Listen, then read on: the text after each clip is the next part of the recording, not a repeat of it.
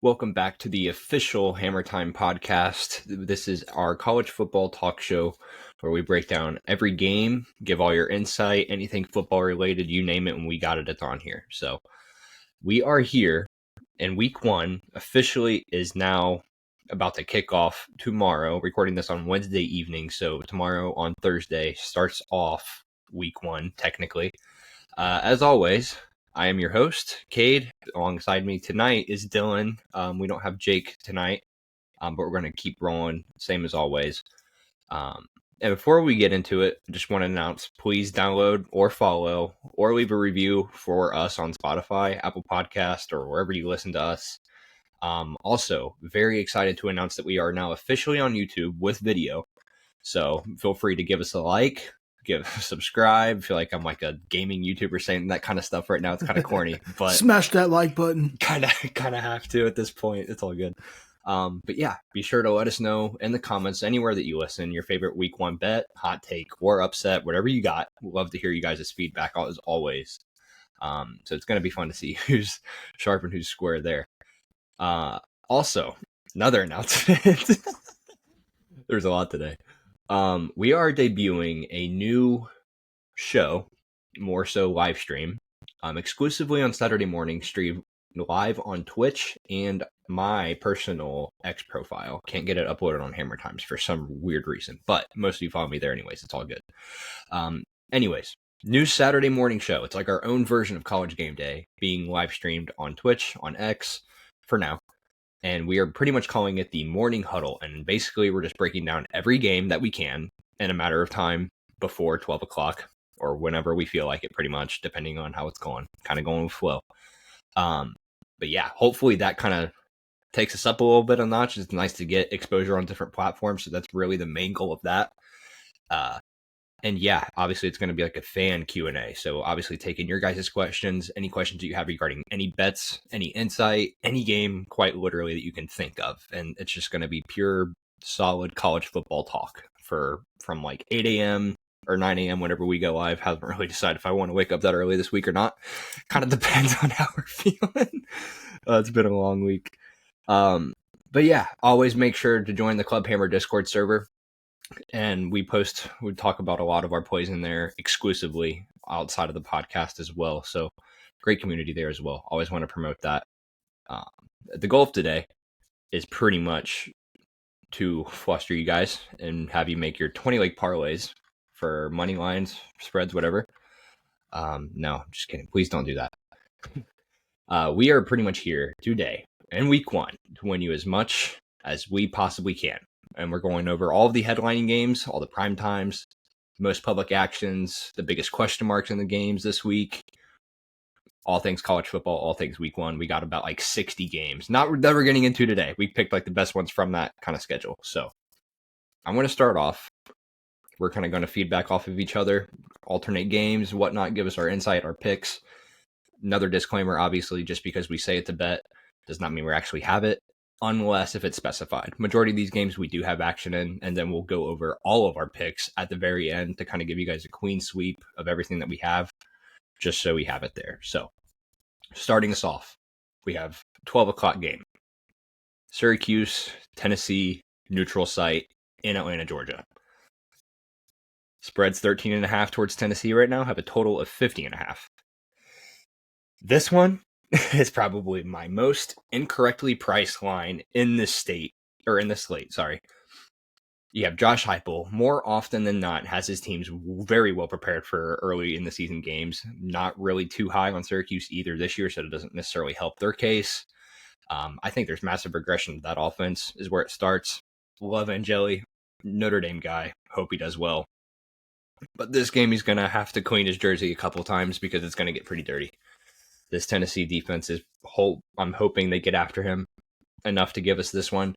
This one I do have a play in, and that is Tennessee minus 3.5 at minus 112 on DraftKings. This is posted to my action. All of my picks will be posted to my action if you follow me there. It's just cat_locks. All of us do. We always have that. But anyways, yeah. I have this projected almost to Tennessee minus 20. fairly decent jump. It's a whole possession difference than what I have the line at currently. So very confident. I didn't want to put any 2-unit plays into the market this week just because I want to see how market reacts. I want to see how these teams look. It's week 1. I mean, there's no for sure guaranteed thing. I mean, Florida State, top 10 team last year. They lose their home opener to an unranked Georgia Tech team, and we're like, oh my God. You know what I mean? So definitely have to be hesitant and careful. A lot of my plays are going to be about a half a unit to 1 unit, depending on the confidence level and stuff like that this week. So always be sure to keep that in mind and make sure you're controlling your bankroll the best to your ability. Obviously, don't want to lose your entire bankroll in week 1. So it's a long season, but that's what I have us started out with. Tennessee minus 13.5. Yeah, I mean, I don't think that's a stretch at all. I mean, I think I projected it almost 3 scores myself. I think I had that right around 18. But yeah, I think Vegas, the market, whatever you want to call them, is still overreacting to Syracuse last year, and how they hung with some teams. And I'm like you, I don't see the same offense, same defense at all this year. 50.5 point wise. Yeah, I mean, Hypo can absolutely put up 50 in these first few weeks, if he wanted to. So yeah, absolutely. I mean, I guess I would have a lean over there on the 50.5. Not a play, but if you're looking for a total, for me personally, I think that's where I'd have to. Besides the minus 13.5, I think that's should be a pretty easy win. But if you're looking for something else, you could tease down the total there or even the spread. So next up, one of my personal favorite games here. If you've listened, if you've paid attention, if you've listened, you know that I am extremely high on Toledo this year. But Toledo at Kentucky, it's a 12:45 game, which to me, I've seen that and thought that was a little bit weird. It is at Kroger Field in Lexington. Current spread is Kentucky minus 7.5. Total set at 48.5. Both of these teams have some experience at the quarterback position. Zach Calzada at Kentucky, he's in his 7th year. I think he was in college when Justin Herbert was there. Yeah. Yeah, I just see it like Joe Burrow won the Heisman when he was a freshman or something crazy. So he's been in the NCAA for a long time. He did have 35 touchdowns at UIW last year, so he can ball, but it hasn't produced anything to where very many people know his name. So I don't know how much I'm confident in him. We're obviously not very high on Kentucky at all this year, but regardless, yeah. So Cade thinks this offense is about to be electric, but we'll see what actually happens because they have a pretty much completely rebuilt big blue wall, if you will, for their offensive line. They do have Seth McGowan and then Jamari Macklin as key weapons for their offense. For Toledo, they're returning Tucker Gleason, pretty deep receiving core, and they actually improved their line, in my opinion, offensively. Defensively for Kentucky, I think, you have David Gusta at tackle, and then J.Q. Hardaway at the corner position. That kind of is the anchor for the defense. They did only allow 22 points per game last year, which is huge. I just don't think that we see that same caliber of defense. I mean, it's an SEC defense, and we've talked about it. Hard to improve after that good, yeah. Exactly. I mean, I'm definitely expecting regression. It's just a question of how far do they fall. So Toledo is a pretty experienced secondary for them.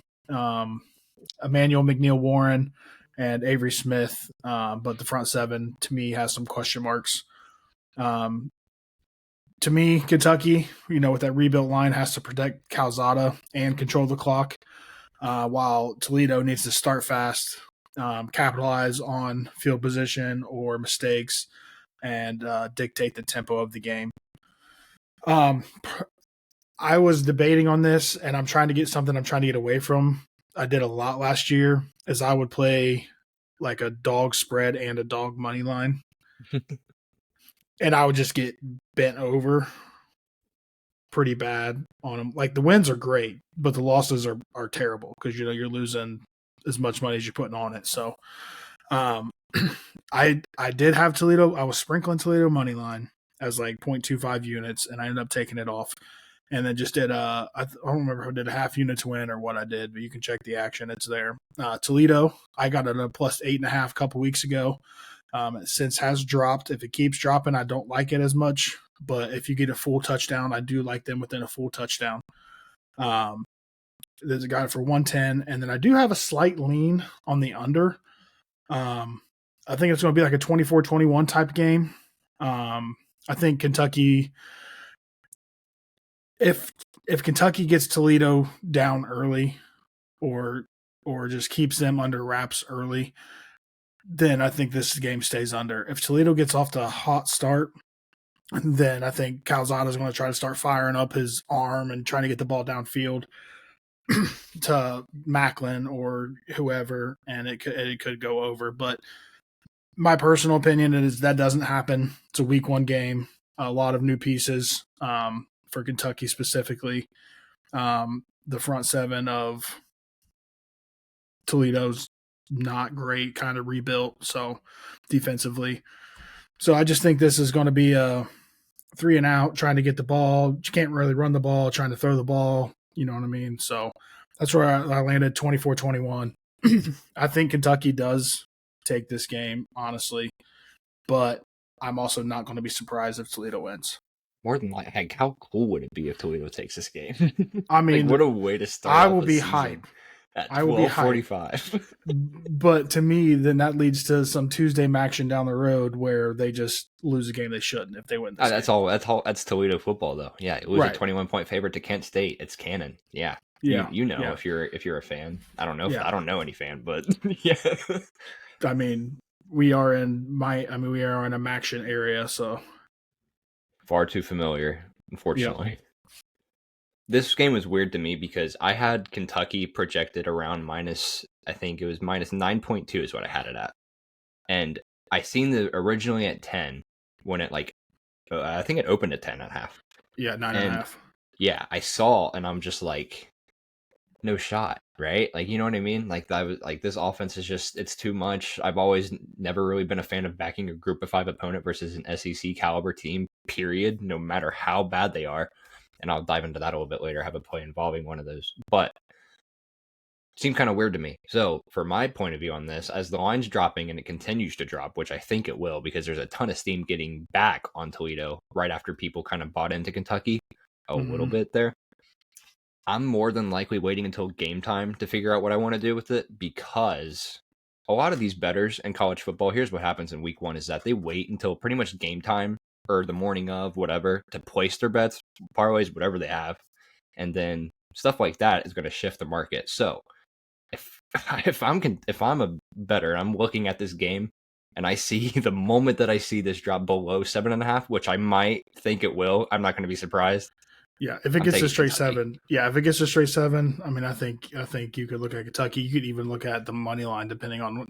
Right. It's been weird this year to me because like the plus 6.5 has been like right around that 200 mark, and like to me, if Kentucky gets to like 180, 170, I think that's a great hedge opportunity. If you want to back Toledo, back in my bet from 8.5. So. Right. One thing I looked into for the game specifically was I don't remember the stat or the rank off the top of my head, but it's Kentucky finishing drives with points regardless. 90%, not 90%. A very good percent ended with field goals. That's probably my take for this game is that a late field goal pushes it either at 6, pushes it to 9. It's a very good possibility that like a late field goal in the last few minutes of the game to seal it, and then their defense ends up holding against them. Who knows? That's probably my guess of what happens. I do think it's close. I do agree with that. But I'm just tossing and turning whether I want to buy into it or not. But yeah, probably hold off. But it's going to be a fun one regardless. I think if it gets under a touchdown, I think you are safe taking Kentucky, in my opinion. But, again, I'm just on the Toledo hype train. So I believe it. I'm trying to be realistic. I'm all in. But I think Toledo's going to be a force to be reckoned with this year, and not only this week, but this year. I agree. I agree. Our next game is one of the bigger games on the board for this weekend. This is a 3:30 prime time on ABC. That is Alabama going to Tallahassee, taking on Florida State. The biggest question mark of the year by far is how does Norvell and his team bounce back after last year? How does Castellanos look? How does the offense look? There's a lot of questions. Biggest question in college football this year by far. I don't think it's any close. My biggest incorrect price game though on the market is this game, second or in front of Tennessee and Syracuse, as I was saying before. Spread right now sitting at Bama minus 13.5. You have a total of 50.5. Decently high total with a less than two, or technically less than two touchdown spread. I can't. There's no way. You have the best defense in the SEC here, arguably the country. Slow, sluggish, potentially maybe on offense. Should be covered up or masked by the defense. I think Florida State's both sides on the fronts, like defensive line, offensive line, period, do not even match up close here. And that's pretty much where it starts for Alabama. There was news today of, if I can find it, where we were talking about in Discord earlier today, where excuse me, Tim Keenan, who is obviously one of Bama's star defensive linemen, huge frame, like one of their biggest stars on that front. He is undergoing a surgery where he's out for multiple weeks. That doesn't change my mind whatsoever in this game, if you're asking that, because this was before I placed that, obviously. I love Ty Simpson this year. I think he fits DeBoer's system much better than Milroe. I like the fact that Grubb is finally back with DeBoer. I think them two together mesh perfectly in terms of an offensive perspective. They're my natty pick for a reason this year. I love the value on it. I think they start out hot. The model got them up to 17.8 on this. I think people's from what I've talked to and seen are close to 3 touchdowns, which is nuts. So final pick, I caught the opener at 11.5. So I have Bama minus 11.5, minus 110 on Bet365 to win 1 unit. I think this one is probably the easiest no sweats on the board this weekend, regardless of what it's at. I don't even know what it's at right now. It could be 13.5. Okay. Yeah. And if it's still at 13.5, if you're looking at this or listening to this tomorrow, Thursday morning, or Friday for that matter, or if the spread goes all the way up to 16, buy it. Yeah. Because I don't think that's keeping it but under 20. I truly don't. Yeah. I think you're good all the way up to 17, in my opinion, like safely right. With this game. Another one with an SEC, team that could just absolutely throw 60 on Florida State, depending on how if they're anything like last year, this game's not even going to be a little bit close. I was just looking at, too, while you were talking, looking at like a first half spread. It's at 7 to 7.5 some places. So I think that could be a decent look into as well. Definitely. And maybe all the way up to like a 9.5. So say a 10. A 10 would be realistic there, I think, as well. Yeah, absolutely. Yeah. So 7.5 is currently plus 105. So if you're into teases, tease it up to 9.5. That should be like around like a plus 120 range. So good value. Should be some good value there in my opinion. Yeah. So I think that could be worth it because, like Cade said, I think they're going to start fast, and I think Florida State's going to be rough, especially early in the season. Moving on, we have Utah traveling to Pasadena at the Rose Bowl to take on the UCLA Bruins. Utah, to me, they entered this game with stability and experience. You're pairing them with a new high-powered offensive coordinator and Jason Beck. He also brings Devin Dampier with him. Veteran O-line is there. The defense in Utah is always one of the most reliable defenses in the nation. This year it's led by Logan Fano, Lander Barton, Tal Johnson, just to name a few. UCLA, on the other hand, is heavy in the transition period, and I think they're going to be for a little bit, making the jump to the Big Ten. 57 new players this year between transfers and and freshmen. I think it was like 31 transfers and 26 freshmen or something like that, or vice That's 36 ridiculous. transfers, 21 freshmen, something around there. They do add Nico Emiliava. Close enough. Close enough. I just don't know about him. I really didn't like the way he left Tennessee last year. I mean, track record wise, he has a huge arm. He has experience in the playoffs, even though, OH, but whatever. It's fine. But besides Nico, they got some other transfer playmakers trying to spark the offense that struggled to run the ball last year. Obviously, offensive line protection is a concern because it is rebuilt.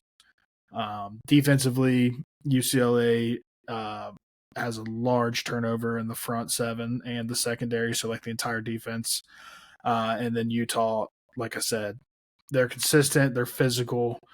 There's a clear edge in this matchup. And to me, it just is going to – I don't even think it's going to be a hinge on, but UCLA has to try to – they're going to find out if their influx of talent can click quickly enough to match, Utah's proven track record. Utah spread was -6. I think it's still around there somewhere.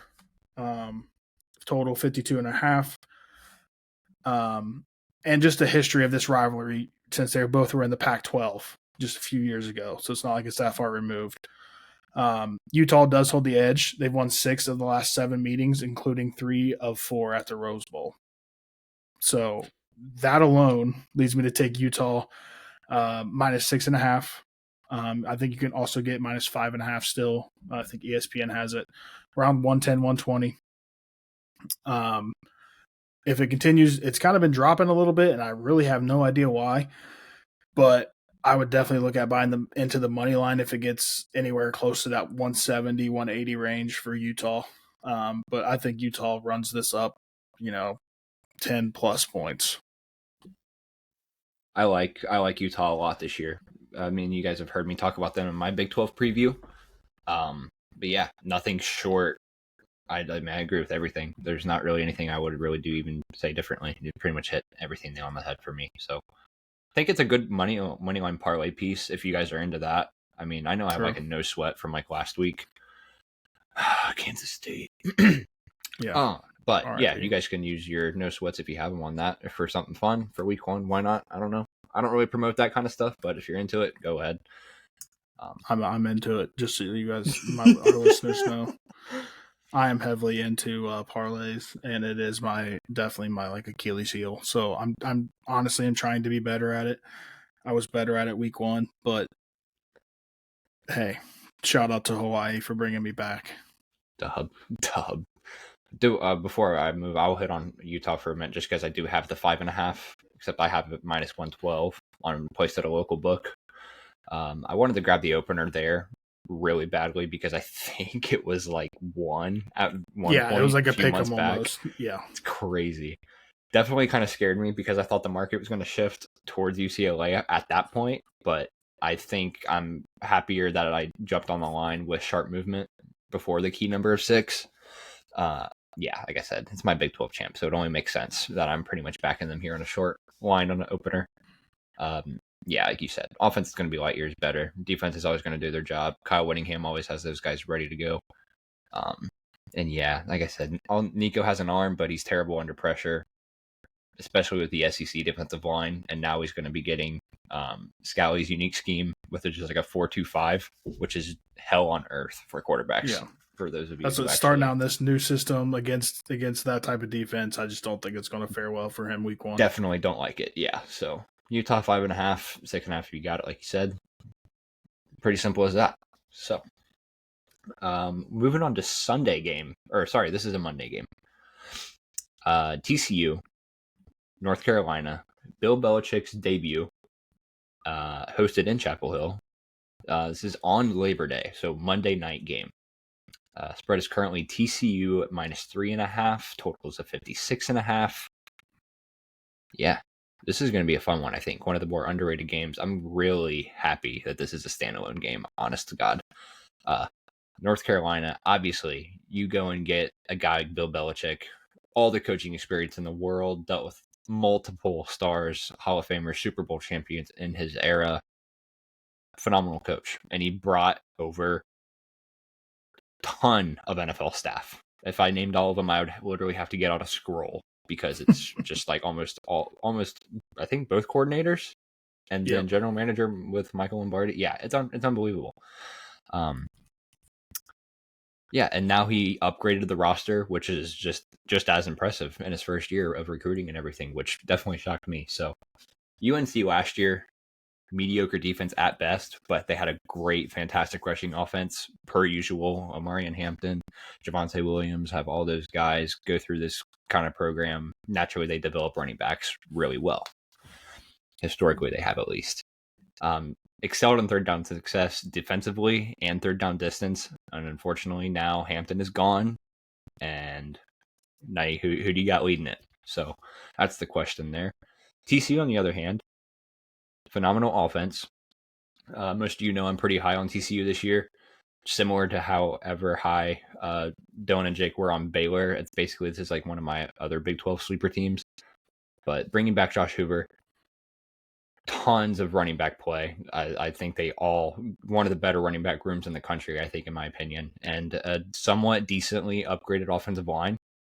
Top 10 in EPA per pass and top 20 in early down per EPA and third down success.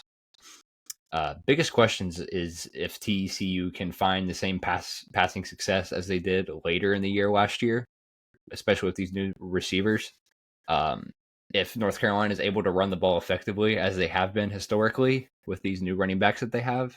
And it scares me because TCU was 116th EPA per rush. You have Bill Belichick. He's an old-fashioned coach. He's going to know where to put it where it hurts. So that's the only thing that worries me. Now, me personally, I have TCU -3. Said I'm high on this team. I'm high on them for a reason. Exciting time in Chapel Hill, don't get me wrong.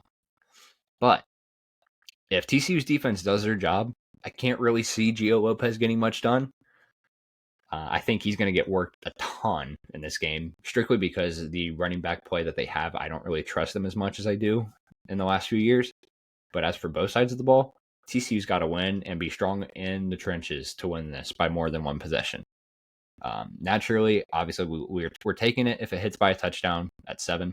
It's not really a reach, though, I don't think. I mean, it's a -3 line for a reason. It's not necessarily a hostile environment, but I mean, if they control that in the trenches and they win consistently, it should not be an issue to win by a touchdown here, I don't think. I think it's going to be mattered, similar to my breakdown with Kansas State and Iowa State. It's going to matter on the fourth quarter of play. I don't think it necessarily comes down to coaching. I think it just matters of limiting mistakes and what Josh Hoover can do versus what Gio Lopez can't do. So that's why I'm backing the better quarterback, in my opinion, and the better offense overall as a whole. So I'll take my chances with the short line on a short road favorite. I love it. I don't really have a play in this game currently. This might be one where I throw a TCU money line, little 2-legger with a Utah money line or something. So, yeah, it's, to me, looking historically at the success of an NFL coach when they drop down to college level, normally takes a couple years for them to kind of really hit their stride. So I'm not expecting a whole lot from UNC this year. Like Cade said, TCU is kind of been slept on the past couple years and is slowly building a pretty good, especially on the offensive side of the ball. I think TCU should win this pretty easily. I don't think there should be much of a question. But it's just the unknown for UNC for me, and I really don't have a whole lot of information on them. So I feel like to me, the safer option is just taking TCU money line. Yeah, I agree. Moving on, we got our another neutral site game, right? Yep, yes. Virginia Tech at South Carolina is technically the home team. This is going to be played in the ATL. This is a Sunday game, 2:00. 3:00 Eastern.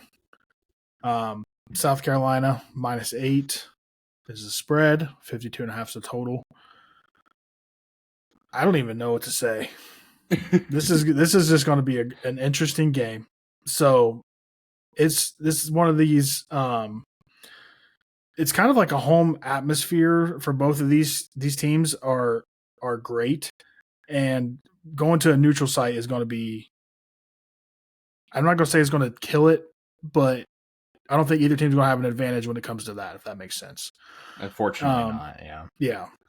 So we're not going to have Enter Sandman getting crazy. Whatever. There's Enter Sandman and there's Sandstorm. I mean, there's like two different kinds of sand going on here. Right. Just Sandy. Sandy ATL. Sandy in the ATL. Watch out. But you got, Sellers versus Drones. South Carolina comes into the season. Very high expectations. They probably have a few advantages over Virginia Tech. Again, we're talking the SEC team. Virginia Tech's defense was top 35 in rush and pass, but they lost a lot of players on the defensive side of the ball. South Carolina is going to be able to move the ball, probably hit some big plays. They really don't have strong wide receivers or offensive line. I don't really think it's going to matter too much against Virginia Tech. Last year they were, I think, did they start strong and then they were just a total train wreck? I'm pretty sure is what happened last year with Virginia Tech. Started losing to Vanderbilt, yeah, and that's like because we were incredibly high. That was like my ACC champ. And yeah, we were high on them last year. It died week one, dude. Yeah, it did not take long. Right, and then on top of all that, last year they lost Tutton, so their number one rusher. I just don't know. I mean, you do have Dylan Stewart coming off the edge, so what's going to happen? Can the receivers step up for Lenoris to get him the ball this early in the season? And then on the flip side, can Drones carry Virginia Tech with his arms and legs? I don't really think this one's going to be too close. I think South Carolina should win and win pretty easily. I agree, and I am higher on South Carolina this year. And quite frankly, I think the line's a little, I don't want to say disrespectful, but it kind of is in a way because people argue South Carolina was snubbed from a playoff spot last year. I can't really blame them because they were really talented. They won some big games when they needed to during that fall season, I guess you could call it, aka Beamer Bowl. But yeah, I mean, I like Kyron Drones a lot. I think he is more of like a Jalen Daniels at Kansas caliber kind of player. Like, he's fun when he's healthy, but when he's not, the rest of the offense just goes to dumpster fire immediately. And it's not even close. It's night and day. Yeah. So they need him to stay healthy in order to compete in games like these. This game specifically, you've got a neutral site in mind. I can't see it. -8, I can't see it. I think it's a 2-possession game here pretty easily, and I think the early mistakes kind of lead to that. So, yeah. Now, I think it's too early in the year for Virginia Tech to gel and get a win or even keep it close. After everything that they lost, that's hard for any team, let alone that team. I mean, they were terrible they were great on defense last year, and then obviously bad on offense because Drones wasn't healthy majority of the year. So there's a reason Tutton was number one rusher because it's all they had. Yep. But yeah, like I said, now that he's gone, you risk using your quarterback too much, and yet again you're back to square one, and he's not healthy again. So, be interesting to see how they play that out. Now we look into the 3 biggest games of the weekend, the ones with pretty much the biggest college football playoff implications on the biggest stages. There's 3 of them, so really good week 1 slate. If I have to say, I'm not gonna lie, this is a banger week 1, dude. I am happy that college football has stopped, or I wouldn't even say college football. It's these teams in general have wanted to increase their strength of schedule and do it early in the season. And I think that's where we're seeing some of these games, But yeah, I'm excited. There's some ranked matchups coming out the gate here. I think all 3 of them. Yeah. What's Miami ranked? I don't know off the top of my head. I think they're 10. So technically, all 3 top 10 matchups. Yep. So that's insane to me.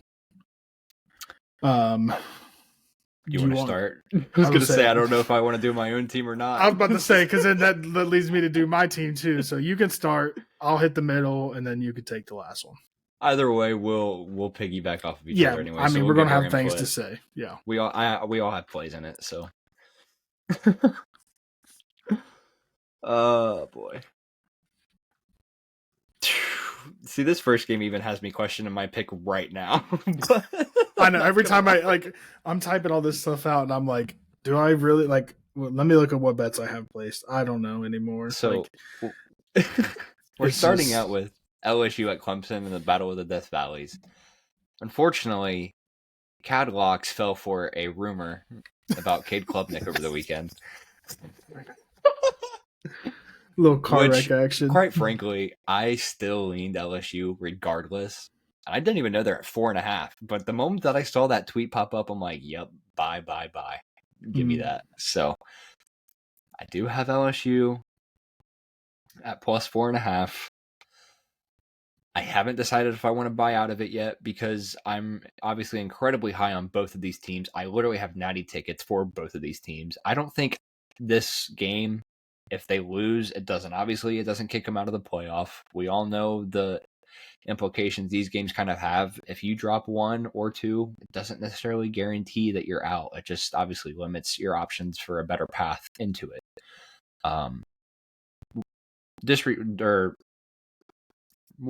Whatever. Nevertheless, it's a ranked matchup, big game, massive stage. So yeah, 7:30 prime time on Saturday night. You have Clemson spread currently sitting at -4, high total on a primetime number of 57.5. You have number 9 LSU, number 4 Clemson. You kick off the season. Huge game, right? Sets the tone for both teams, both seasons. You have 2-star quarterbacks, both practically, arguably, veteran quarterbacks, I guess you could kind of say. I know Nussmeier is, but Klubnik, I don't know if he necessarily earns that title yet. He had a great year last year, though. Yeah, dude, I'm incredibly high on LSU for a reason, strictly because of their offensive line. Strictly because of their offensive unit as a whole. Their offensive line, on the other hand, does have question marks. Continuity in the skills position, I think, gives LSU a high ceiling in this season. However, Clemson on the other side of the ball, you have Cade Klubnik pushing the ball downfield, relying with a strong offensive line and versatile skill players on the wideout position, on the running back position. I think both of these offenses are going to be top 10 units this year. I don't think it's a hot take at all. Maybe top 5 might be it. You might be pushing it, but top 10, I think it's easy. Defensively, LSU needs a bounce back hard. So they revamped the D-line, the whole secondary. Obviously, they're going to be aiming to pressure Klubnik all game, disrupt their rhythm, disrupt their run game. While Clemson's defense, on the other hand, you have TJ Parker, absolute stud. You have to contain Nussmeier here. You got to force turnovers. There's a lot of keys. There's a lot of pros and cons to canceling each other strategy out, essentially. That's like literally what it boils down to, of who does their job better. Literally. The keys to LSU, got to protect Nussmeier. You got to establish your balance. And on the other hand, you have Clemson, who must control the line of scrimmage. And then you have to capitalize on any defensive lapses. I expect this to be a decently fast-paced game. I was looking into trends earlier in the year, and primetime unders in college football exist just as much as they do in the NFL. And that's one of my favorite systems to back in the NFL. That being said, I do not have the under. But I do like that, and I lean it that way. I do have Clemson or LSU plus 4.5. I think they cover, but I think Clemson wins. It's going to be a very physical game, though. Early momentum could determine the winner, but then again, later in the game, the first team to make a mistake in that second half, I think, is going to be the turn where the tables kind of turn. So limit your mistakes, play smart ball. Quarterbacks have got to be sharp in this game, or else it's going to be bad. Yeah. I mean, I went with the safe pick and just taking Clemson money line. Personally, I was trying to pick a side on the spread, and I still might jump on LSU's side of the spread. But ultimately, I'm just looking at the two teams. I think Clemson is overall more put together. And ultimately, like we say time in and time out, fade Brian Kelly. So that's Rightfully what so, I'm just hasn't that's won the hill I'll in, die on. 5 straight years, which is just absolutely exactly nuts. Yeah, no, I think it's 4. I think this is going to be 5, but yeah. This will be 5, but yeah. So yeah, I mean, I think if you're into teasing numbers, I think you could tease Clemson to like a +3, and you'd be absolutely safe. It's if a you're like into game full, either way. It has to be. Yeah, I think it's going to be a field goal type end of game, or a stop on 4th down. There's going to be something towards the end of this game that one of the defenses is going to step up, and if I had to pick one of the two, I'm picking Clemson. So I do like their defense better. I think I don't really know what it's a matter of, honestly. I mean, my model had Clemson -2, 2.2. I saw the 4 pop. If I can get this game to be like a 27-23 or a 31-27 type of thing, shouldn't see a problem in that kind of outcome. I think that's probably the most ideal outcome in this game.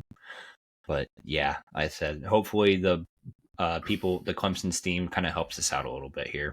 So hopefully we all can win. Yeah. I think there is going to be a lot of steam picking up on Clemson closer to game day, like Cade's talked about earlier in the pod. So just watch your numbers on Saturday. Oh, is this a Sunday game, ain't it? No, it's a Clemson's Saturday game. Saturday, yeah. Okay. So yeah, watch the numbers Saturday. See what's going on. It's a 7:30 game, I believe. So yep, you probably will see some movement starting around noon. So just keep your eye out if you're into that. If not, just lay the money on Clemson money line, and I think you should be fine regardless. But again, do your own research. Don't just take our word for it. Right. Moving on. I'm taking this one. Okay, just go ahead and mute your mic until I'm done. I'm like body wash fingernails until you finish this. Yeah. Yeah. Hard Rock Stadium in Miami, where the rejuvenated Notre Dame Fighting Irish logo will be taking on the Carson Beck and the Hurricanes of hopefully not 2000s, the early 2000s. Definitely not the 2000s. I don't think they're killing each other this time. No. This game to me is just going to be an absolute joy to watch. Absolutely 2 potential playoff contenders. It is a very heated rivalry dating back forever. And to make matters worse on the rivalry, it's not neutral site. It is at Miami. So looking at Notre Dame first, obviously we have an elite rushing offense. I actually have a ticket in for Jeremiah Love to be the Doak Walker Award winner. So look into that now. They're good on early downs, top 50 in 3rd down success. The biggest reason the O-line is, I think, has gotten even better this year than last year, and is just going to, I don't know. Jeremiah Love's going to have an insane season. I am high on him as a running back.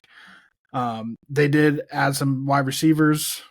They are starting a freshman at quarterback, which is a little iffy, but when you have Jeremiah Love, he should open up the pass game regardless, and hopefully he can get some rhythm early in the year.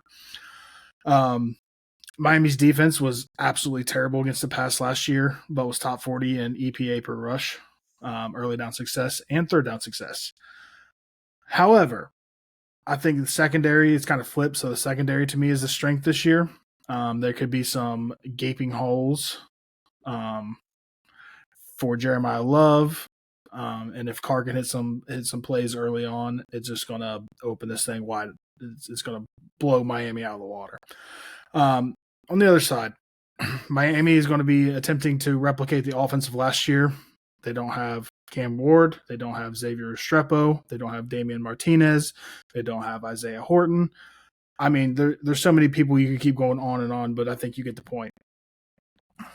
So, again, another elite offensive line here. They're going to be trying to protect Carson Beck. From Notre Dame standpoint, they were number 1 in EPA per pass last year, top 10 in early down EPA, and top 50 in every other category. So I guess if you want to say the good thing is Carson Beck has played in the SEC, has seen some of these insane defenses, so it's not necessarily anything new for him, but it's in a different system. So to me, that's anytime you're throwing a quarterback in a new system, it's a question mark, especially early in the season.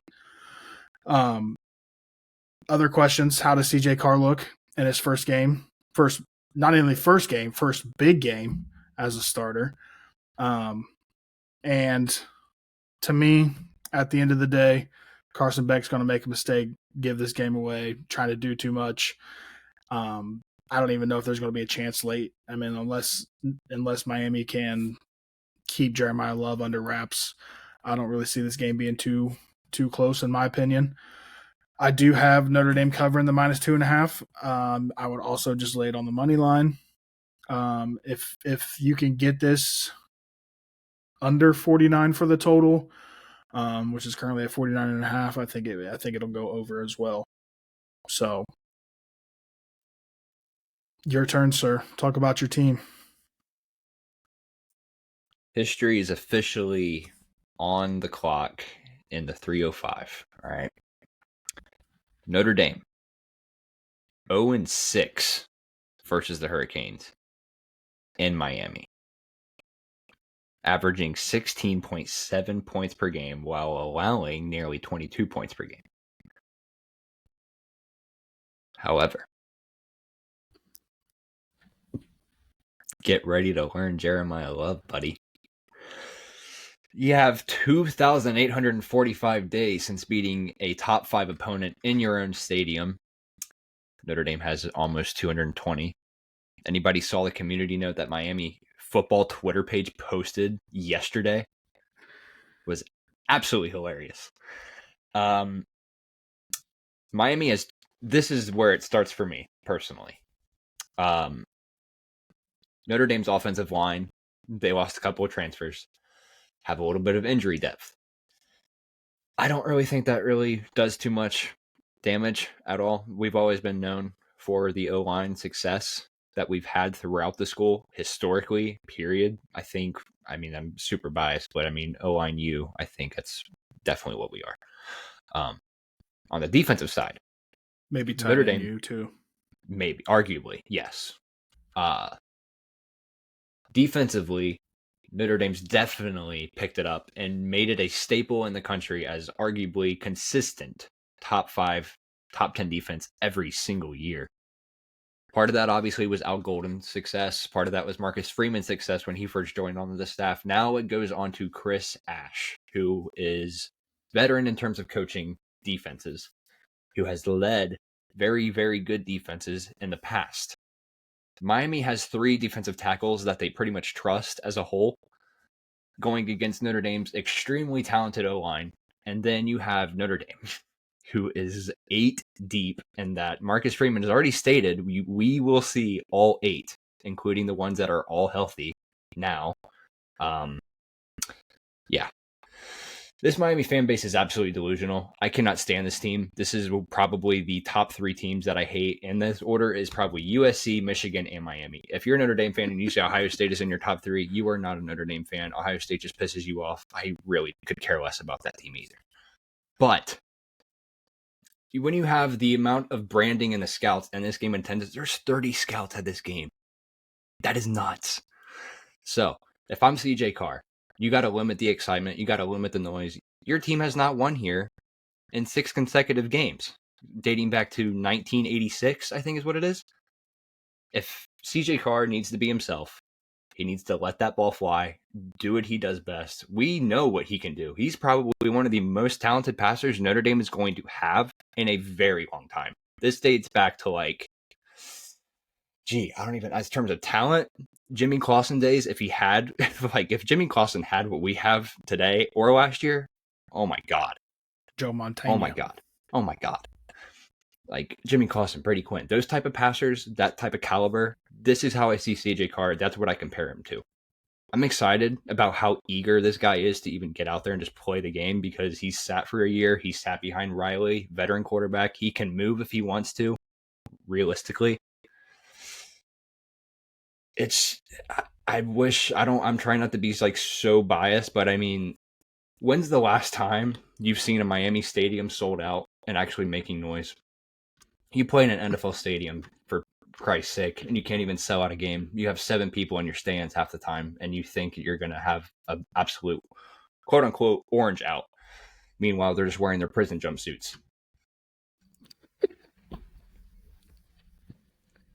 This should not be a competitive game, but it is going to be, and I like that fact. My prediction at the start of the year was that we're going to be 1-1. It's one of these first 2 games. It's A&M or it's Miami. I'm fine with either or because of what matters at the end of the day, playoff. Thankfully, we are allowed a loss. Although, if we do lose this game, I'm probably putting this fist through this screen right here, and we're screwed for the rest of the entire streamer podcast. It'll just be me and Jake. But it's not going to kill us. I think they can win this game. Jeremiah's going to have a huge year. It's going to be my first time as a fan seeing a running back with Heisman caliber at Notre Dame because we haven't had that since Tim Brown, really. I mean, honestly, we've had very good, talented players.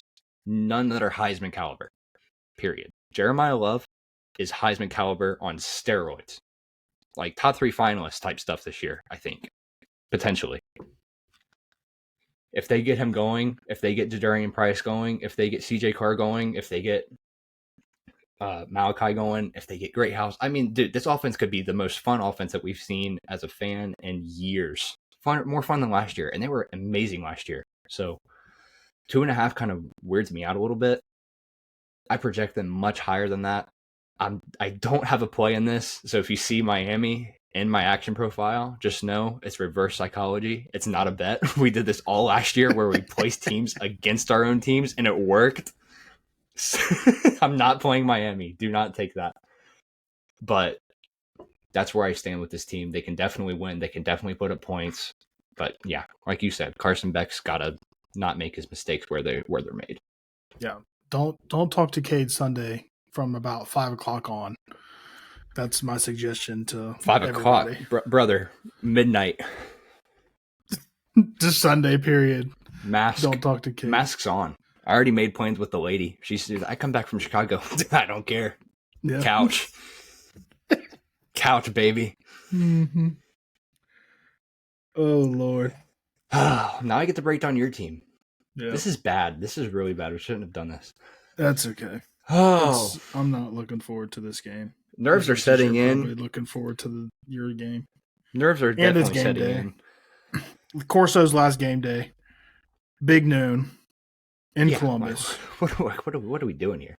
It's the hype is there. I mean, you got I'm gonna cry before 3. I watch this game, and then we might cry after they. I don't know. I wanted to go up there. I wanted to go up there just for all the atmosphere, and then leave and not even turn my phone on, turn notifications off until I get home because it's about a 2-hour drive, so we'd be at halftime. The only problem with that is that if we did go up there, we're not leaving. That's what I'm saying. It's that. We're not leaving. Yeah, Wolf of Wall Street. Yeah. Yeah. Oh my God. Go ahead. I don't want to go ahead. This is already worrying me just enough. But Texas visits the shoe. Big noon because Texas is full of cowards, and they're probably going to schedule their home game next year as a night game. Yep. Iowa State enter this one with a spread of -2. total sitting at 4.5, 47.5. Sorry, 4.5. Wow. 47.5 total. Both sides of the ball for both teams are pretty much refreshed for the most part from a talent standpoint. However, similar to LSU and Clemson, both cancel each other out. Texas offense has seemingly balanced to OSU's defense and vice versa. There's a ton of variables in this game on both sides. You have the biggest losses for both teams was for one, Ohio State's case, was their defensive coordinator. That is the biggest loss of the season, period. Yeah. Not a player. It's a coach. Jim Knowles getting out of there. That's like heartbreak city if you're a Ohio State fan. Or if you're on the staff, period. Tears. I seen that news and I was like, and not only going to any to team. Penn State. Yeah, not just to any team, to Penn State. So, yeah, makes matters even worse there. As for Texas, you could argue majority of your offense in a way, but you pretty much saw Arch for a slight little bit. Some parts of their defense has also been departed as well. But Ohio State, transfer quarterback Julian Sayin. Some might call this a downgrade. Truly, we do not know. Obviously, we haven't seen the dude play in a game other than against a few MAC schools and St. Mary's School of the Blind, probably for about a couple minutes of a quarter. However, this game is going to rely on Ohio State's coordinators. I don't like the idea of bringing in two brand new coordinators and then going right off the bat in a top 3 game. However, I love Matt Patricia. I love his experience. I love what he's done in his career.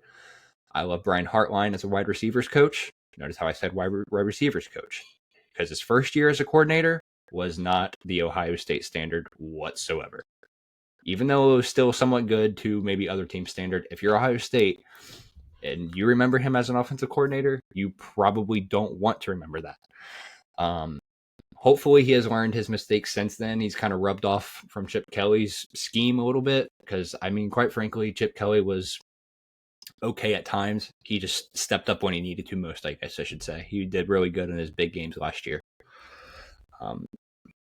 Hence not bringing up the Michigan game because I don't know what the heck they were smoking at that game half the time. That one also pissed me off. But that's besides the point. Determining how Patricia uses his Weapon X and Caleb Downs is going to be a massive, massive factor.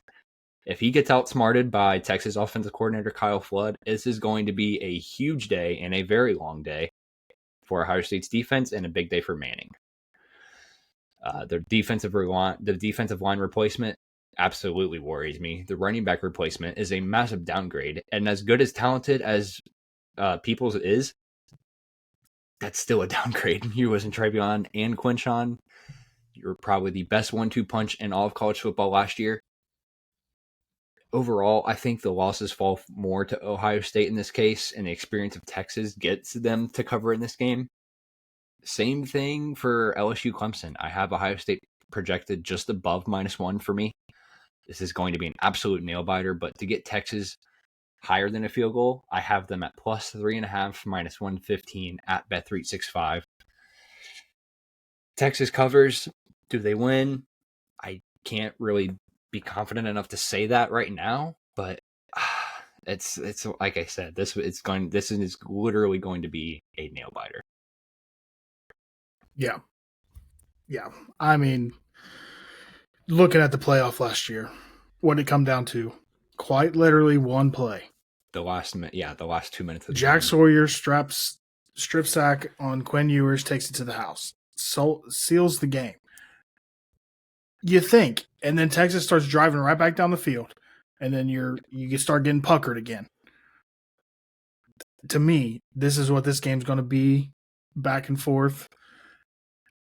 I agree, as much as it pains me to say, we have lost our running backs. I was, like you said, Peoples is a great running back, but it's not Travion and it's not Quinshon. Like, replacing those two guys is going to be insane. Ohio State leans on the run game to open up the pass game. Always has. I think it always will. Brian Hartline being the OC, like Cade said, it was scary times last time. The good thing is that wide receiver room is insanely deep and insanely talented. Like, you have 3 guys that would be most Division I football schools' number 1 guy. We have 3 of them. Yep. Julian Sands is literally got to say he's down there somewhere, just like Will Howard said last year. Jeremiah's down there somewhere. Now, I wouldn't rely on that necessarily, but hopefully that they've built enough trust. I'm glad that Ryan Day announced it a little bit early that Julian Sands is going to be the starter. That way it's not like building too much hype. I'm sure they probably announced it way before in practices and stuff like that, but I'm nervous, and I say all that to say this. I honestly think Texas wins this game. And that's not even like we talked about, like putting stuff in action just to, for personal reasons to try to get your team to win. I honestly think Texas wins this game. The only reason I think it's close and Ohio State could win it is because it's at the shoe. The only reason. They gotta be involved. Yeah. It's going to be an insane atmosphere with everything going on, especially with Corso. Like, it's going to be emotional before the game. Like, anybody that loves college football, with Corso's last game day, Big Noon's going to be in there. The Buckeye faithful is going to show up and show out. They have to stay consistent. We consistently start slow. Texas is probably going to be up on us in the first half. Again, something I would look at is what the first half spreads are. Stay in the game. If you're a fan at this game that paid ridiculous amount of money to be there, be in the game. Be there for your team. You might have a shot. If the stadium is down, this is going to get the players down, and Texas rolls easily, in my opinion. Even with us being there and doing everything, Texas 3.5, I think, is a lock. I don't see this being more than a field goal either side.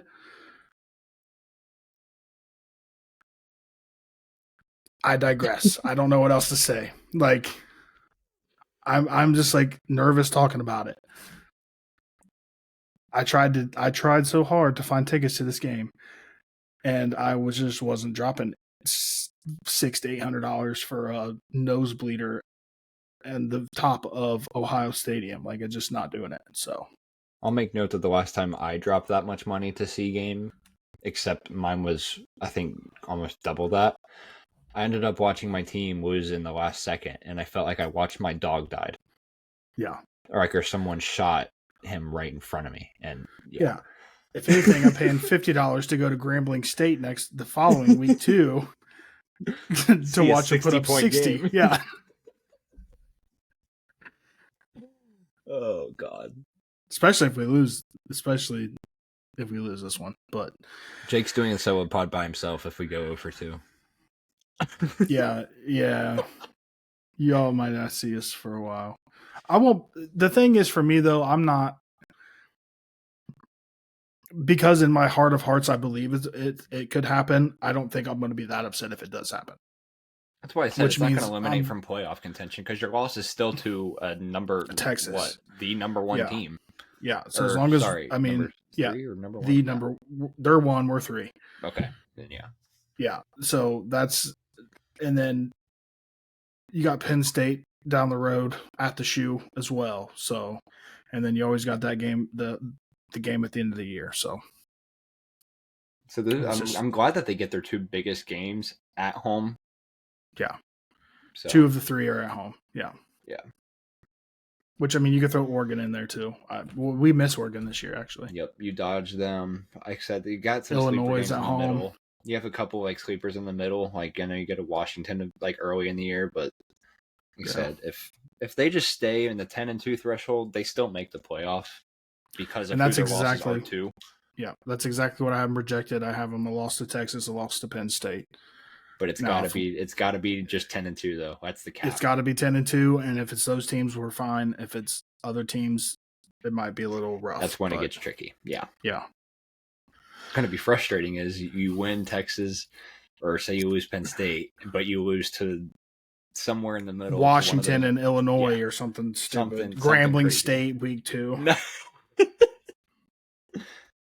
I will lose my mind on that game. And if we lose to the team up north at the end of the year, I don't even know. That could be the end of Ryan Day. I don't even want to think about it. Like he probably already has death threats, but there'll definitely be death threats of this year. If we he's lose definitely to them, got death threats. If we lose to them and they get in the playoffs over us, R.I.P. Ryan Day. Probably. But we still got 10 weeks of 12 weeks of football before that happens. So thankfully, I digress. We can go over our picks real quick, and then we probably will be about wrapped up, right? Pretty much for the most part. Yeah, like I said, I know we have a lot of like singular picks, so we'll kind of run these by. Quickly before we start, I want to make note that we're all 3 of us. I know Jake is not here, but we all 3 are on Utah, whether that is at a 5.5 line or 6. We're all in Texas at +3 or higher, and then we're all on Bama at -11 or higher as well. I think Jake got a 12. I think, did you get a 11 or 13? Mine's a 13. Okay. Mine's 13.5. So yeah, those are like all 3 of them that we agree on this week is Utah, Texas, Bama, all spreads. So yeah, if you want to kind of keep that in mind and kind of track those and see how well we're doing. I know obviously we lost Kansas State last week, but week 0, we're fine. Doesn't matter. Bounce back week, huge week 1 would be huge for the program. So yep. Do you want to alternate picks, or do you just want me to go down the line and you go down your line and then kind of do that? Well, we can alternate. That's fine. Okay, we'll alternate then. That's what keeping it, mix it up. That way we're not boring our audience, monotoning them to death. Surely. I mean, they might already be bored. I mean, it's fine. Hey, I will make note. I'm proud of. We've been keeping these shorter because last year when we did like the family feats, if you're an OG from then, we were at like 2.5 hours. We were rambling, sir. I don't know just how rambling. In the world we did that, and I wasn't even tired. Anyways. And I will also say, it is 11 o'clock at night right now, and we're doing good. It is. That's true. We're not slap happy yet or anything like that. We're just not freakishly until we get to nervous. These picks. We're just freakishly nervous. Yeah, it's fine. Anyways, I have, I think a little bit over 12 games placed, I think is on the dot. I don't know. I'm not sure. I'll have to count later. Mine's like 9 units ish. First one is my SEC opponent versus a group of 5. This is Mississippi State facing Southern Miss. Now they get them in Hattiesburg.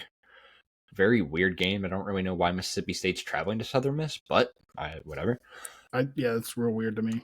I took this one a little different of an angle here. So Mississippi State, their spread currently is at like 11.5 or around there, I think. Originally, I had that 11.5 or 10.5, whatever that was. I cashed that out because I wasn't so sure about that being high of a line, and because I know that I'm not necessarily too high on Mississippi State. However, looked at a different angle. First quarter, first half, you have -3.5, and then you have a -6.5, -7.5, I think, for the first half.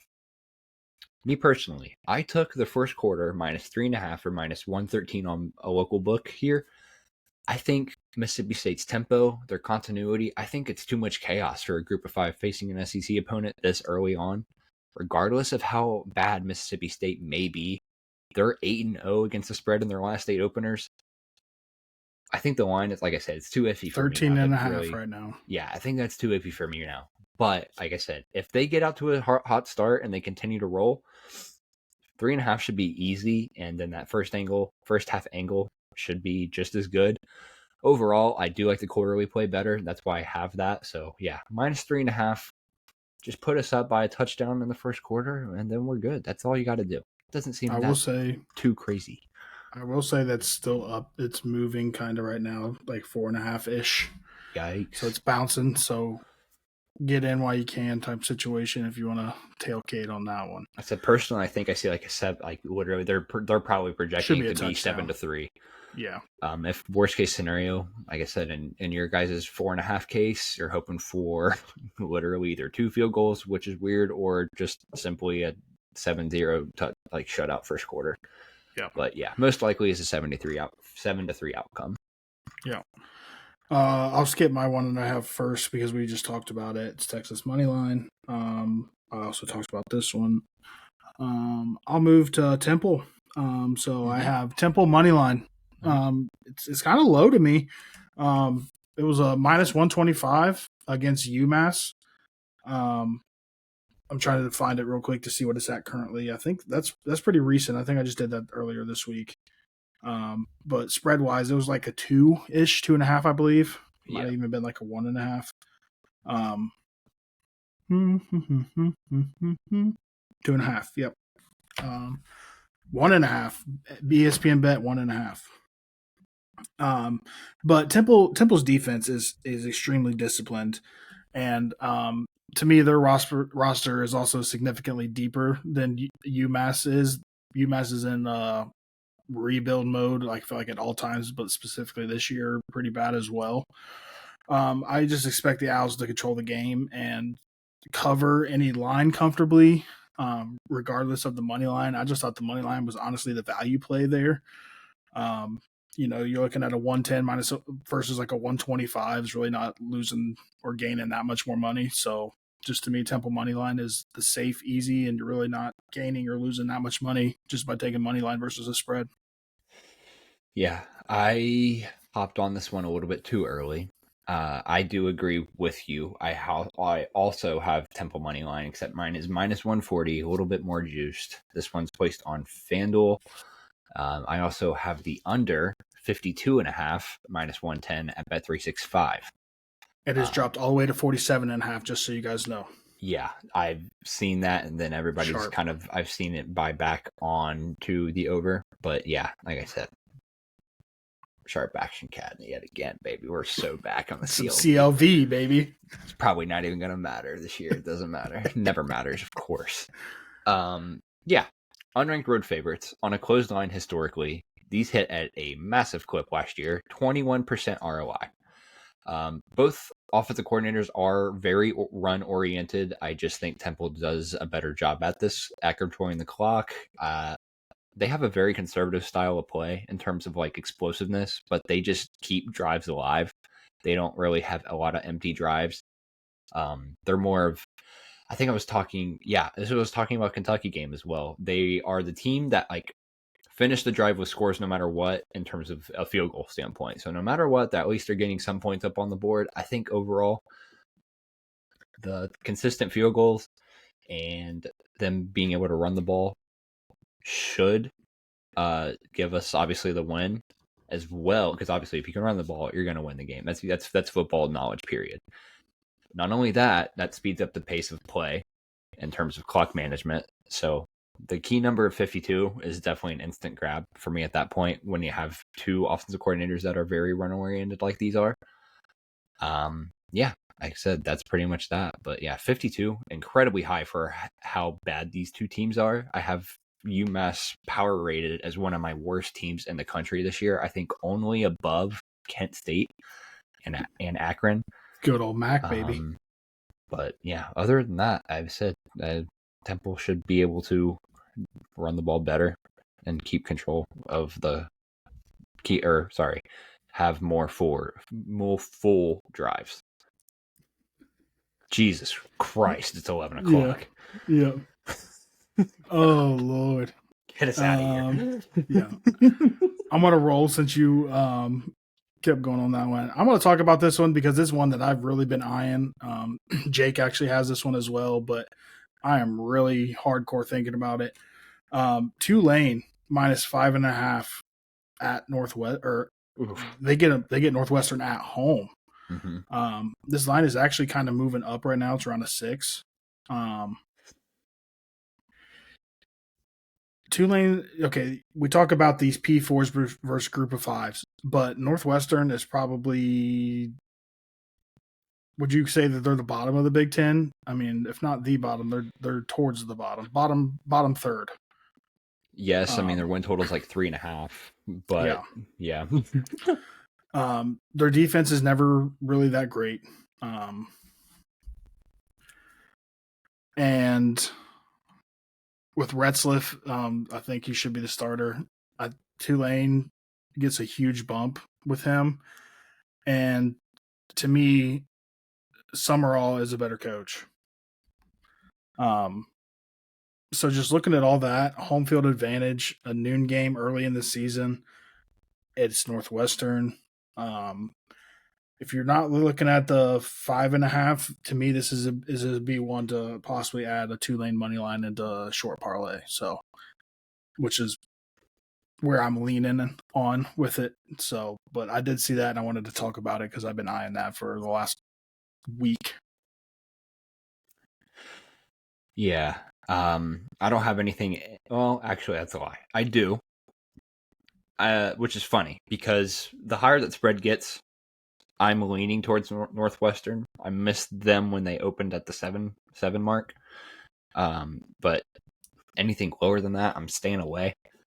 Tulane's offense should be okay here, but Northwestern, they're obviously known for their defense in the Big Ten, even though that they are one of the worst offenses in the country year in, year out. They usually have a pretty stout and scrappy defense. I'm assuming that's why this line is so short. Yeah. In terms of Tulane's favor. But I did my one lone play in this game is actually a two-leg moneyline parlay because Tulane has been steaming down. Obviously, people buying into Northwestern, making this line go from like a 6.5 range from that 5.5. I wish I had a little bit earlier than that. I paired Tulane money line with Kentucky money line, and I have minus 113 on MGM. Played this to win a unit. Like I said, Kentucky, like I wouldn't play anything over than a 7 at Kentucky. But that's why I'm pairing it with the money line here, in case if for whatever reason Kentucky doesn't drop lower than a 7. Because I still think Kentucky wins, like I said before, and I think Tulane wins this game. But I'm too scared to take the threshold of a 6.5 versus a 7.5 spread, rather than just simply taking them to win the game. So I'll take my chances for minus 113. I think both should relatively find success in winning these games. I'm hesitant on covering. So, but good thing all we need is better score than the other team. The end of the clock. So that's what we need right there. That's it. Yeah. Sorry if you were going. No, go ahead. You go right ahead. I'll go in my next play, which is a primetime under. Similar like I was going with Clemson LSU, except I didn't take that one. I took the other prime time under. This game is a late 7:30, I think 6:30 game, which technically falls into my system, and somehow this is a late night week 1 action for these two East Coast teams. I have Coastal Carolina and Virginia under 57.5, minus 108, placed at a local. Like I said earlier, these college football primetime unders are just as much successful as the NFL's. Mid-50s total with how poorly projected these offenses are supposed to be. I am not buying into that over. No thanks. Especially with the spread less than 2 touchdowns. Games trending with the system, 40-23. It's hitting at a 63% clip to the under. Way too high of a number here for how bad these offenses are. So I will gladly take my chances for a great price of minus 108 for under 57. Texas State. This is where I guess I'll go next. Playing Eastern Michigan at home. Texas State's the home team. 13.5. I got that locked in for minus 115. Texas State has a strong offensive line and an experienced quarterback, and they should be one of the top teams in the Sun Belt this year. EMU struggles against the run. So I just think that this game is going to be lopsided. Texas State should run all over Eastern Michigan, and 2 to 3 scores is in a stretch. So that's where I landed on this one. I actually landed it at 19. 19.3, I believe, is where it was. So I just love this one. Yeah, I agree. We're not really having a whole lot of head-to-head this week. I want to kind of notice a lot of us are either backing each other or just kind of like leaning that way, I guess I should say. Yeah. I have Oklahoma as my next one, is minus 34.5. Now, I caught this opener right before that 35 threshold. I have the minus 34.5 at minus 115 on FanDuel. Illinois State is in absolute full rebuild mode in this season. They're terrible last season, and then they should be even worse this year. On the defensive side, they should be even worse. You have Moneyline Mateer going with Jaden Ott in the backfield. I think it's going to be way too much. There's going to be extra reps for Mateer, in my opinion, to build in-game chemistry. I think I expect a lot more reps because Venables is that kind of coach. I'm assuming that the Redbirds stay run heavy as they have been previously, but Oklahoma's D-line is actually one of the better units in the SEC this year, and quite frankly, I don't think their Illinois State's run game is going to work very well. Not to mention, they have not scored a single point in its last 3 FBS games. That's dating back to last year, I know, but still, that's a crazy stat to have. I would not be surprised if we see a good old-fashioned Oklahoma 60 spot. I think 34.5 is a decently good ask, and I think they cover it with ease. So I have this projected around minus 40, so roughly a touchdown difference. Yeah. My next one is another sleeper in where I don't even know where the heck they're at. They're in the Sun Belt, I believe. Louisiana. ULL minus 11.5 versus Rice. Louisiana has depth, physicality, and talent advantage on both sides of the ball. I expect them to control the line of scrimmage and roll to a very convincing win. It's Rice. So, again, this one to me is priced low. I got it at 11.5, which is a weird number, but I think it's going to be 2 touchdowns easily. So, I just 11.5 to me was a no-brainer. I really don't know what it's at currently. It's probably going to stick right around there because I don't think you're going to see a whole lot of motion on these type of games. But yeah, if you're a degenerate and want to get into the degenerate activities, Group of 5 ULL. sickos over here. Yeah. Yes, sir. That's funny because after I was just saying about not a whole lot of head-to-heads, I have Rice plus 14 even. Yeah, I do. 14 though. Even, yeah. Technically, we can both win. It's just going to be a very, very weird number if they do. Yeah, a 12. What the heck? 3 field goals. Yeah, I have Rice plus 14, minus 110 at Caesar. Yeah, on the other contrary to that, I expect Rice to actually have more success running the ball and controlling time of possession in this. I think we're squeezing this one late in the game on a backdoor possibility. Okay. Just because a lot of the ULL's second half success last year, they were not very productive on the offensive side of the ball. They kind of started. They're the type of team that kind of got out to decent jumps out early in the game, and then kind of lost their mojo later in the half. And that comes from a total standpoint. That comes from a spread standpoint as well. I just think as long as ULL has these empty possessions here and there, which should be frankly easy, I don't really see much that impresses me in their offense enough. Similar to what you said, I mean, they can run the ball. I just think Rice does it better. Like I said, if we get a decently good competitive second half from Rice, this plus 14 should be relatively easier to grasp. I think that's my angle, and I know it's different, obviously, but that's the beauty of the industry. Yeah. But my next game that I have is one that me and Jake have. Is Utah State money line minus 156. This is also placed at a local. This is a massive line jump. I'm really happy we caught the sharp line movement here. I think it's up to like a 5.5, maybe a 6 in some spots. But yeah, got it at minus 156. So this is a great sign. I don't believe in Malachi Nelson at UTEP. I think there's definitely a reason that he's here in the first place. Going from a 5-star QB to Boise State, now here. His first ever start. I think the nerves are going to get to the guy. And Utah State's offense should be relatively decent this year, I think. Like they're projected to have similar to the year that Jordan Love had whenever he was there. I think that's pretty much what they're projected around this year. So decently passing, or decently good in the passing attack side of the game. So if we see that, they should relatively win pretty easily. I don't really have an angle on the spread because I just have the money on here, so I wish I could tell people who actually want to buy into it. Don't think I would at that high of a number, but that's your guys' decision to make there. Yeah.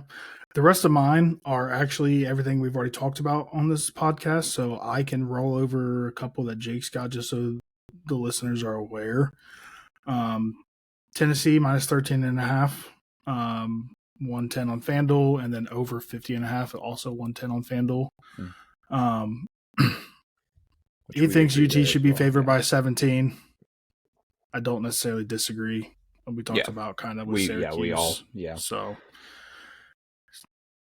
Syracuse, 105th last year in EPA per pass, 88th in rush. Tennessee should be able to hit the explosive plays, maintain clock control.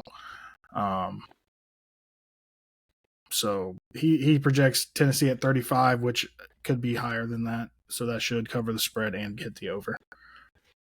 Yeah, I said I love Tennessee. Like I said, I hit that one, first one on, and yeah, like I said, I'm very confident in that game, most definitely. Which he'll post all of his plays in the Discord as well. But for the people that are not in the Discord, obviously we won't gatekeep him from you. So. No. My next play is going to be in Ann Arbor. I have Michigan over New Mexico State, or sorry, just New Mexico. Michigan's minus 34.5, minus 110, placed on DraftKings. This is kind of the same vibe as opening against Fresno State last year when they were minus 20.5, and they pretty much got hooked on that kind of spread. They literally won by 20 on the dot, I think. It was like 30-10 from what I looked. Obviously, this offense is going to be light years better than it was last year. I'm very high on Michigan as a whole this year. Me and Jake both are. And New Mexico is definitely going to be worse after losing Dampier and Jason Beck. It's a big loss, as big as they come. And I mean, if they're probably worse, if at the very least slightly even with Fresno State's offense from last year. So that's why I kind of see the same vibe as the same game. Underwood, I think, is going to be somewhat going off for a slow start. It is a night game in Ann Arbor. It's kind of a big stage to kind of have your first game on, but it's a really good atmosphere, I think, for him. But truly, I think the defense just shuts down New Mexico overall with how sketchy that new look offense is going to be. I don't really expect much success there.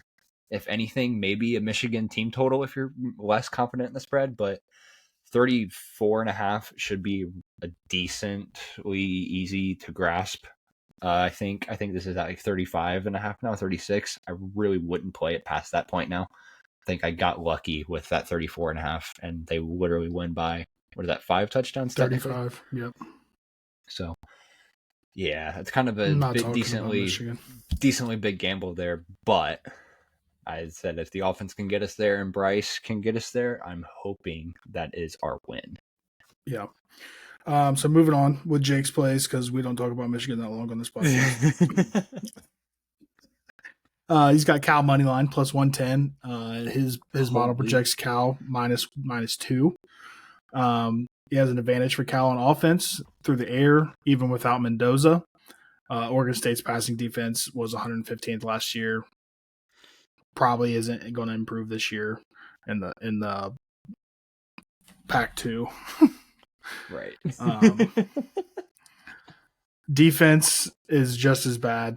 I mean, I was waiting for Oregon State last year just to take off, and they just never did. Yeah. Malik Murphy helps Oregon State offense from a run perspective, but probably doesn't have the tools to attack the defense through the air. Cal's defense scheme, with Wilcox in there, slight edge to Cal is where Jake's standpoint is on that one. For sure.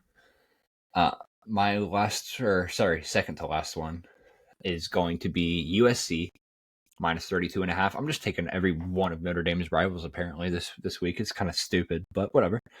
Yeah. USC. This is Reverse Southern psychology. Cal. Yeah, right. This is Southern Cal, not South Carolina. For you freak psychopaths who think South Carolina is the real USC, that's not true at all. Yeah, weird. USC minus 32.5, minus 109, placed on a local. I love my local book. If you guys have Bali and you're in Ohio, invest in Bali. Their lines are so good, especially early in the year. There's so many good prices there. There seems to be a ton of faith in Lincoln Riley's QB development skills. We've seen in the past how he's handled it with Baker, with Kyler, with Caleb Williams, and we're about to see it pay off even more with Mayava. I think he may not have been a star last year. I don't really think that's a reach. Obviously, he wasn't that great by any means, especially after Miller Moss was there. It's kind of a decent bounce back. It's kind of hard to take that over. I expect the offense to be severely undervalued all season. This is going to be one of the better offenses in the Big Ten overall. Quite frankly, some are saying that this offense should be better than Oregon's. I don't think that's a reach at all because of Dante Moore. I don't really trust him there. Besides the point. This is USC we're talking about. But either way, I think their offense is going to be very, very good. Mainly here versus the newcomer to the FBS, Missouri State. Kind of sketchy. Short line for their first ever FBS game, especially on the road, especially so far from home. I said this when I was talking about our weekday best bets in the previous episode with San Jose State. These group of 5 teams that travel across multiple time zones in the first 3 to 4 weeks of the season historically have not panned out to do well at all. So that brings a little bit of a play into this. I like the price of minus 109. 32.5 is a decently good number to get.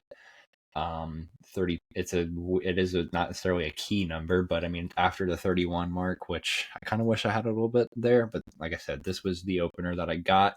This one I think is at 35 or 34. If it's under 35, anything under 35, I would take. But after that point, that's where I hold off. But God be with Missouri State this weekend for their first game. Hopefully they don't get ran out too bad and scared off back into FCS. Right. Let's see. I think Jake's last one on here. He's looking at Hawaii and Arizona matchup. Yeah. He's got over 52.5, minus 105 on ESPN. To his credit and to his point, it does kind of depend on Alejado and his status, like how healthy he is. You know, if you watch the Stanford game, he kind of injured the ankle but played through it. So I don't think it's going to be too severe, but just kind of depends on how he's healing up this week. He really likes Arizona's edges offensively. Tempo is probably going to be slower overall. But both defenses will probably be atrocious this year. Arizona can get to 35, even with limited possessions. Hawaii should be in the 20s. So, I mean, right there, you should be 55 plus. And he after week 1, I 100% agree, especially with how Hawaii played and toughed it all the way out to the end of that game. So, over 52.5 in Hawaii and Arizona. Don't know if it's still currently there or what the number is, but pretty much all the way up to 55 should be okay. Yeah, I feel like if you like the over in this game, which for my sake I do, you also kind of have to lean towards Arizona. I'm assuming that's what Jake says given his breakdown. Yeah, 35-20 is what kind of where he's at, roughly. So which brings me to my point, which I do have Arizona minus 14. So this is, I guess, is a good place to end on pretty much because we're kind of doing the same one. So Arizona minus 14 even, that's flat, minus 105 on DraftKings. I love getting to fade bad week 0 performances, and this is an absolutely beautiful spot. I projected Arizona nearly at minus 18. Obviously, like you said, and Jake technically said, whatever. Not to mention, obviously, Hawaii's injury concern at the quarterback position definitely worries me a little bit because their passing ability, we know how talented their offense could be. Stanford doesn't necessarily have a great defense, but I think they're better than Arizona's. Not really high on Arizona as a whole this year, but I've always liked Fafita. Their offense is definitely still going to be putting up a decent number despite how bad their defense is. Talking about Hawaii's defense.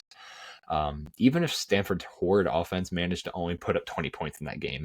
So, for that matter, case in point, I will look into an Arizona team total potentially upon those lines becoming available. I don't really have anything on my end yet. I know those kind of drop a little bit later, but this total's got a ton of steam. Went from a 50 or a 52, now it's all the way up to a 56, which at that point at 56 kind of lean under because, like I said, with their QB health, continue to play average tempo. You got to assume Hawaii doesn't really want to get in a shootout here because Hawaii's defense is stronger than most realize, I think. And first game played to 10 possessions. I mean, that's impressive for a Mountain West team. So they should be able to compete. Like I said, I love it at 14, but now that it's caught so much steam up to like 17 and a half, I think this is by far my favorite bet of the weekend, given the number that I got it at. I wanted to double down so bad, but it just went up so fast. But I literally got this pretty much as soon as it got available. So more CLV on my end, thankfully. I'll go over the rest of mine just to kind of give a clean sweep. Like I said already before, TCU -3, -110 on DraftKings. Utah -5.5 or -112 on a local. And let me see here. Obviously, Tennessee -13.5, Alabama -11.5, and Texas +3.5. And LSU +4.5 as well. I believe that's everything. Yeah. In terms of our bets. Like I said, we all agree on Texas, we all agree on Utah, we all agree on Alabama. Yep. And that's all spreads, I believe. Correct. So what a week 1 slate. Yeah, this was a fun episode. Obviously, as jam-packed as it is, this is what we plan on our future previews looking like in ahead. Obviously, it's going to be nice having all three of us here, but stuff happens, obviously. Schedules get crossed over and whatever. We work around it. Doesn't matter. Yep. Always got to put out content or whatever. And otherwise, you guys wouldn't know what we bet. And I know that you guys want to know what we bet because we lost last week. So have fun fading us or something like that. Right, for real. Like if we go viral for fading, then guess what? I'm fine with it. We're viral. If we're the next Trent, then we're good. But yeah, we'll close it out here. It is currently 11:49 p.m. I still have to edit this, so if you're watching this, you're welcome. But yeah, I got up at 6 a.m., so I'm on the struggle bus right now. 18-hour days, boys. Just for all of our listeners, we love you guys. We appreciate you. Yeah. We officially hit 1,000. There's like been over 1,000 impressions on our which is like impressions are like searches, pop-ups. So like that's the amount of times that we've like came across people's screens on Spotify, on Apple Music, on Amazon Music, on YouTube. Like over 1,000 is insane. Like I don't even know if I feel like I don't even know 1,000 people. Yeah, well, we didn't even crack 100 last year, did we? Yeah. Family. I obviously was starting out for a reason, but with the amount of growth that we've had since we started the Discord, our social following and stuff like that, it's been unfathomable. I mean, I can't even express anything enough. It's been an unreal last couple of months. Like genuinely, this is probably the most fun that I've ever had. It's kind of a bad thing that I'm focused more on this than my own job right now. Yeah, we still work our 9 to 5s, but we digress. We do this probably a little bit better. I don't know. Yeah, I mean, I love this. It's a fun for me. It's not even, I can't even call it a side gig. It's just a fun thing to do. Yeah. For right now. I mean, we are sponsored. We do get benefits from Rithmm, so Cade's more involved with that, and make sure you guys tune into his show. Him and Josh. It's Josh Applebaum. Yes. Yeah. Their show on Thursdays, 6:00 Eastern, right? That's tomorrow. Yep. So when this will be up tomorrow Rithmm's morning, page. technically live that same day later on. Yep. But yeah, not really sure what we'll be going over in that one yet. But like I said, I'll have to get details, and obviously we'll let everybody know that. But yeah, that's pretty much that, and then like I said, if you guys can, I know I will be there Saturday morning though. If you're available and you're not doing anything and you're just chilling watching game day, pull our stream up. We're going to be on Twitch. We're going to be on X. Live streaming, just talking about games. So if you want to pop in, say a couple things. I'm going to have my Starbucks pumpkin spice lattes because it's fall season officially. White girl. We are so back. We're so back. I'm gonna have my Black Rifle coffee in my Yeti mug. True. That's what I'm we're gonna have a day. I'm beyond excited for Saturday, regardless of what happens. I'm just happy football's back, but obviously just wanted to give a shout promo to that. And then like I said, as always, be sure to give us a follow, download our podcast, leave a review for us on Spotify, on Apple, wherever you listen. Like I said, give us a like and a subscribe on YouTube as well. This will be uploaded there. And then, like I said, comment your guys' favorite week 1 bet or hot take or upset, like I was saying at the beginning. It's going to be fun. So this is going to be a really fun season. Very excited to see what we bring to you guys and then the feedback that we get from you guys. So can't thank you guys enough. Absolutely love doing this. I wouldn't want to stay up till midnight working tomorrow, the next day, waking up less than 6 hours with doing anything else other than maybe used to be playing college football 25 last year, but it's whatever. It's besides the point. Yeah. We had to grow up. Sorry. True.